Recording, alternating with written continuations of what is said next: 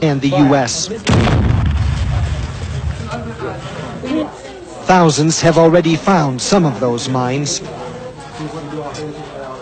Now, British advisors are helping the new government find the rest. This has been a good day because we've had lots of mines. Some days you have 3 mines in the day, and so far here I think we've had 6. Clearing landmines is only one problem facing the government of the breakaway Republic of Somaliland. Hargeisa was destroyed by the civil war. There's no electricity, telephones, or water supply. The U.S. is financing major repairs on the water pumping stations. They want to make sure that when the people do return, that at least there's an adequate supply of water to cater for them. The people who will return are nearly 500,000 Somali refugees in Ethiopia. Relief agencies are encouraging those refugees to come back. But the Somaliland government worries about how to feed them when there is already widespread malnutrition here.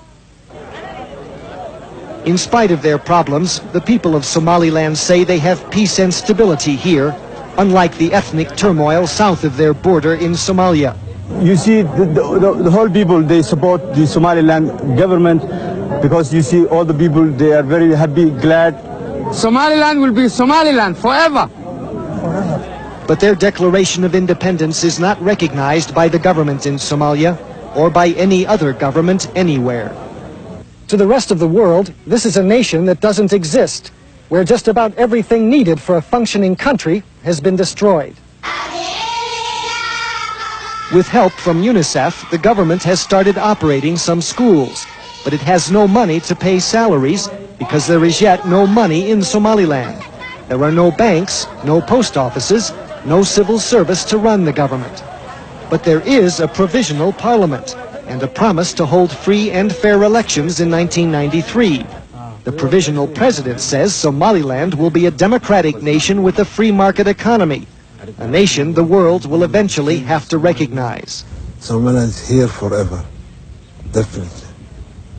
There is an army here to defend this new country, the same ragtag force of rebels that overthrew the government that persecuted the clans here. Those clans are now in control of this territory, and their leaders say they will build their new nation one step at a time. Gary Stryker, CNN, Hargeisa.